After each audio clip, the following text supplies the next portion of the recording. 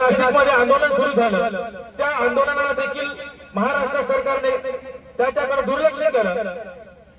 त्यामुळे संपूर्ण महाराष्ट्रात जे सुशिक्षित तरुण होते, जे पात्रताधारक तरुण होते, यांनी आंदोलनाला सुरुवात केली आणि त्यानंतर संपूर्ण महाराष्ट्रात त्या आंदोलनाला धार देण्यासाठी आपल्या सुरगाणा तालुक्यातील माननीय जीवा पांडू गावित यांनी ज्यावेळेस त्या आंदोलनाला पाठिंबा दिला आणि त्यांच्या ही बाब लक्षात आली की ही मुलं मागील महिनाभरापासून आंदोलन करतायत, मात्र सरकार या गोष्टीकडे गांभीर्याने लक्ष देत नाही।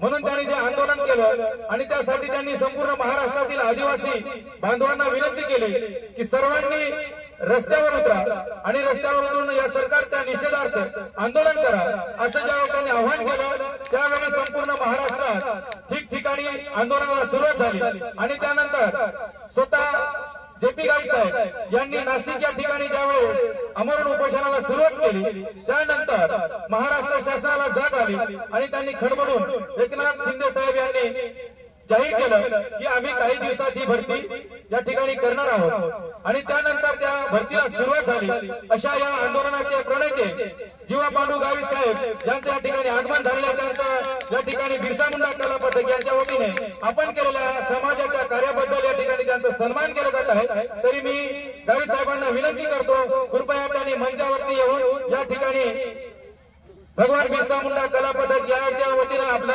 सन्मान या ठिकाणी होत आहे। तरी मी मान्यवरांना विनंती करतो की त्यांनी मंचावरती येऊन हे सन्मान स्वीकारावं अशी मी त्यांना विनंती करतो। तरी या ठिकाणी उपस्थित असलेले गावित साहेब यांनी कृपया मंचावरती या ठिकाणी महाराष्ट्रामध्ये आणि देशामध्ये साजरी होत असताना आज वेगवेगळ्या गावांमध्ये वेगवेगळे आदिवासींचे जे कलाकृती आहे ती जनतेसमोर दाखवली जाते आणि म्हणून आज बिरसा मुंडा जयंतीच्या निमित्त इथं उपस्थित असलेले आपले आदिवासींचे नेते राम जवरे साहेब, त्याचबरोबर गायकवाड साहेब, शीतलताई आणि उपस्थित सर्व आपले आदिवासींचे नेतेगण आणि आपल्या त्या कार्यक्रमाला उपस्थित असलेले सर्व आदिवासी बंधू भगिनींनो, मित्रांनो, आपली संस्कृती जपणं हे खरं तर आपल्या आपल्या जमातीचं काम आहे। आतापर्यंत आदिवासींच्या बाबतीत अत्यंत म्हणजे पाठीमागे असलेली ही आदिवासींची संस्कृती आतापर्यंत कोणी उजेडात आणली नव्हती। राघोजी भांगरे असेल, संट्या मामा असेल किंवा खाज्या नाईक असेल, हे सगळेच्या सगळे इंग्रजांच्या विरोधामध्ये लढले। तर आपला इतिहास हा बाबणारे मुद्दाम होऊन कधी खरा लिहिलेला नाही। आपले सगळे क्रांतिकारक इंग्रजांच्या विरोधामध्ये लढले। राघोजी भांगरे असेल किंवा आपले तंट्या भील असेल, बिरसा मुंडा असतील, हे सगळेचे सगळे इंग्रजांच्या विरोधात लढले। आदिवासींचा हक्क आदिवासींना मिळवून देण्यासाठी लढले, पण हे सगळे चोर ठरवले आणि तसाच इतिहास आतापर्यंत ऐकत होतो। परंतु स्वातंत्र्याच्या नंतर आपले आदिवासी जे ज्ञानी लोक होते त्यांनी आदिवासींचा मूळ झाला, पण सुरगाणा, पेठ, दिंडोरी या ठिकाणी शाळा पण बंद केल्या। सुरगाणा आणि पेठला तर तहसील ऑफिसला कुलूप लावून दिलं, बीडीओच्या ऑफिसला कुलूप लावून दिलं। तर जी ऑफिस गरिबांसाठी जिथं आणलेली आहे त्या ऑफिसचा जर उपयोग होत नसेल, आदिवासींना त्याचा फायदा होत नसेल, त्या ऑफिसचा आम्हाला काही उपयोग नाही। त्यामुळे ती ऑफिस पण बंद केली, पण त्यांना आपल्या ज्याने कुलूप लावलं त्याच्यावर केस देण्याची सुद्धा तहसीलदारला हिंमत झाली नाही। आणि म्हणून मित्रांनो, जेव्हा एकजूट होते त्यावेळेस कुठलंही सरकार टिकू शकत नाही।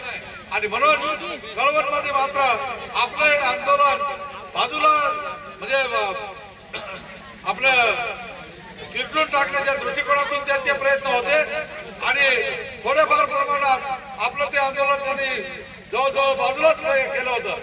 परंतु महाराष्ट्रामध्ये जे आदिवासी राहतात त्या आदिवासींनी जेव्हा रस्ता रोकोचा म्हणजे सरकार तरी अजून काय हलायला तयार नाही आणि म्हणून आपण संबंध महाराष्ट्राच्या आदिवासींना तिथं मुंबईला आपल्या नाशिकला कुठली पत्रिका काढली नाही.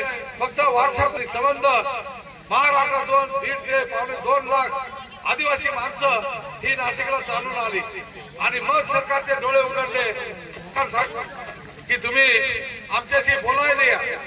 आणि त्या 29 तारखेला आपण गेलो, चर्चा झाली. एकनाथ शिंदेने सांगितलं की आम्ही तुमचे हे प्रश्न आम्ही मान्य करतोय आणि त्या मुलांच्या नोकऱ्या आम्ही ताबडतोब द्यायला लावतोय. कविता राऊतला सुद्धा आतापर्यंत घरघर फिरवलं होतं, परंतु आपल्या मोर्चामुळं तिला पण नोकरी लावलं, परंतु तिला प्रांताचा दर्जा दिला नाही. बाकीचे जे काही होते त्यांना चांगल्या प्रकारच्या नोकऱ्या दिल्या, पण आदिवासी कविता राऊत तिला मात्र एवढा पराक्रम करूनही नोकरी दिली नाही. आणि म्हणून मित्रांनो, आज खरी गरज आहे ती सरकारच्याकडून आदिवासींना न्याय मिळवून देणं ही काळाची गरज आहे. आणि त्याच्यासाठी आम्ही जे काही आंदोलन केलं, आपण पाहिलं की ज्या मुलांना नोकरी दिली त्या मुलांना फक्त 16,000 रुपयावरती फिक्स याच्या मानधनावरती ही नोकरी कॉन्ट्रॅक्ट बेसिसवर 11 महिन्याच्या कराराने दिली. परंतु काही असे एक थोडं पाऊल आपण पुढे गेलेलो आहोत. त्या मुलांना जवळजवळ आपल्या जिल्ह्यामध्ये 4,500 लोकांना नोकऱ्या मिळालेल्या आहेत. अनाचं आंदोलन हे इथपर्यंत थांबणार नाही. आपल्याला अजून पुढे तयारी करावी लागेल, कारण आपल्या जे काही या बिगर आदिवासीने बळकावलेल्या नोकऱ्या होत्या त्याच्यावर सुप्रीम कोर्टाने आदेश दिला की हे सगळेचे सगळे बोगस आदिवासी काढून आणि त्या ठिकाणी अस्सल आदिवासी जे तरुण आहेत ते भरले पाहिजेत असा आदेश दिल्यानंतर महाराष्ट्र सरकारने त्याला काढलं, परंतु काढून त्याला शिक्षा वगैरे केली नाही. तर हे की हे लोक आता जातील कुठं, म्हणून महाराष्ट्राच्या इतर सेवेमध्ये त्यांना समाविष्ट केलं. परंतु ज्या जागेवर ते काढले त्या जागा अजूनही रिकाम्या आहेत. त्या जागेवरती आपण म्हणतोय की आदिवासींची जे पात्र उमेदवार आहेत, मुली असतील मुलं असतील, त्या पात्र उमेदवारांना त्या जागेवरती भरलं पाहिजे, परंतु सरकार ते करायला तयार नाही. आणि म्हणून आदिवासींना एकदा अजून पुन्हा एकजूट मध्ये आलं पाहिजे, एकजूट केली पाहिजे आणि सर्व ताकदीनिशी या सरकारच्या बरोबर म्हणजे लढाई केली पाहिजे.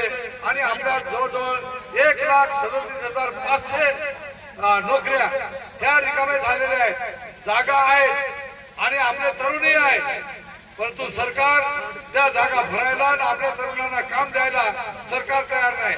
आणि म्हणून मित्रांनो, आज आपल्या बिरसा मुंडांच्या आपल्या जयंतीनिमित्त आपण इथं ठिकठिकाणी एकत्र येतोय, पण एकत्र आल्याबरोबरच लक्षात घेतलं पाहिजे निवड आपण करमणूक करून घरी जाण्याऐवजी आपले जे मुलं शिकलेले आहेत किंवा शिकणारे आहेत त्यांना भविष्य काय आहे तो विचार केला. शिकलेल्या मुलांना सरकारने नोकरी दिली पाहिजे. नोकरी आपल्या आहे ती द्या सरकारने, तो हक्क डावलता न डावलता आपला हक्क आपल्याला दिला पाहिजे. याच्यासाठी आपण सगळ्यांनी एकत्र आलं पाहिजे. आणि म्हणून मी आपल्याला सगळ्यांना सांगेल, फक्त पेशावरती हाच फक्त पेशाचा उद्देश नाही.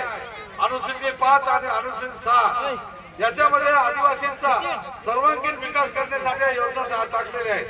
बाबासाहेब आंबेडकरांनी लिहिलेल्या घटनेमध्ये हे शेड्यूल 5 आणि शेड्यूल 6 हे त्यांनी आपल्या खास आदिवासींच्या प्रगतीसाठी लिहिलेले आहे, परंतु सरकार ते पाळत नाही. इथं जो पेशाचा क्षेत्र आहे, जो आदिवासी भाग आहे, त्याच्यासाठी खास योजना टाकलेल्या आहेत, पण त्या योजना लोकांना पण सांगितल्या जात नाही आणि सरकार त्या पाळायला तयार नाही. आणि म्हणून येत्या काळामध्ये आपल्याला या योजना प्रत्येक आदिवासींच्या घरापर्यंत पोहोचवण्याची जबाबदारी आपल्या आदिवासी संघटनांना राहील. आणि त्याचं नेतृत्व जसं रामदेवरे आहेत, बागुल सर गेले, आपले गायकवाड साहेब आहेत, त्याचबरोबर आपले गांगुटे आहेत, शीतलताई आहेत, आपल्याला सगळं आदिवासी एकत्र करावं लागेल। ह्या ज्या आपल्या हक्काच्या सवलती आहेत, हक्काच्या नोकऱ्या आहेत, त्या सरकारकडून त्यांच्या गतीला पकडून आपल्या मुलांना ऑर्डर घ्यावी लागेल। आणि हे जेव्हा आपण करू तेव्हा आपल्याला कुठेतरी समाजामध्ये एक चांगल्या प्रकारचा जागा मिळेल। आणि म्हणून सगळ्यांना माझी विनंती आहे, बिरसा मुंडांच्या क्रांतिकारक बिरसा मुंडांच्या जयंतीनिमित्त इथं जमलेले सगळे आपले आदिवासी बांधव आपण लक्षात घेतलं पाहिजे की या जयंतीचं निमित्त करून संबंध आपला आदिवासी एकत्र करण्याचं काम आपण केलं पाहिजे। तर हे दुसरे लोक, सत्तेवर असलेले लोक, हे आपल्याला एकत्र येऊ देणार नाही। आणि म्हणून जेव्हा समाज एकत्र येतोय त्यावेळेस कुठलीही सत्ता त्याला पराभूत करू शकत नाही।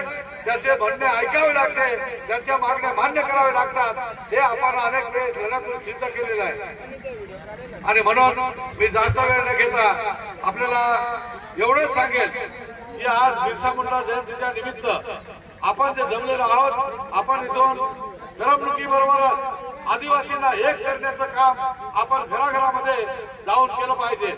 आपल्या आदिवासींमध्ये सुद्धा आदिवासीच्या विरोधामध्ये काम करणारे लोक आहेत। सत्ता त्यांच्या हातामध्ये होती। आपले झिरवाळ साहेब सुद्धा महाराष्ट्राचे उपाध्यक्ष होते। त्यांच्या अधिकारामध्ये आपल्या लोकांना, आपल्या तरुणांना ह्या नोकऱ्या देऊ शकत होते, परंतु इकडे गोड बोलायचं, तिकडे जाऊन सरकारबरोबर सामील राहायचं, त्यांनी लांबवत नेलं। आणि आज आपल्याला दिसलं की शेवटच्या घटकेला काहीतरी आम्ही करतोय म्हणून त्या जाळीमध्ये उड्या मारल्या। आता उड्या मारण्याचं काहीच कारण नव्हतं, परंतु ते केलं। आपले हे सगळे हाजरा लावायला होते, परंतु आदिवासीचा खरा प्रश्न ज्या सरकारच्या विरुद्ध लढायला पाहिजे ते केलं नाही।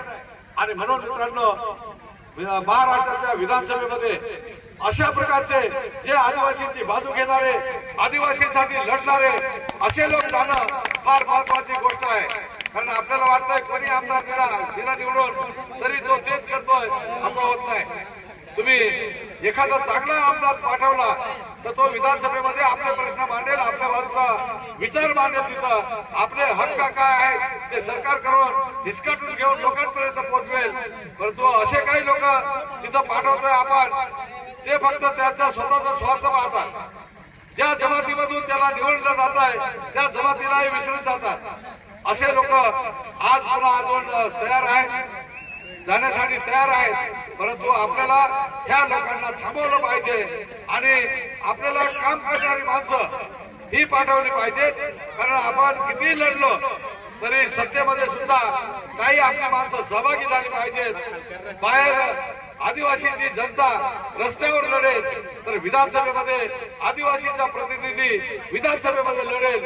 दोघांचा लढा हा आत आणि बाहेर एकाच वेळेस झाला तर सरकारला आपले प्रश्न सोडवायला कुठल्याही प्रकारे मागे पुढे पाहावं लागणार नाही, त्यांना झक मारून सोडवायला लागतील, अशा प्रकारची माझी खात्री आहे। आणि म्हणून आपण आज संबंध महाराष्ट्रामध्ये ठिकठिकाणी हे जे काही बिरसा मुंडा जयंतीचा उत्सव साजरा करतोय याचा आपण पण महात्म्य लक्षात घेतलं पाहिजे की बिरसा मुंडांनी काय केलं, स्वतःचा प्राण दिला, आदिवासींसाठी दिला, लढता लढता फासावर गेले, त्याचा आदर्श घेऊन आपण काम केलं पाहिजे।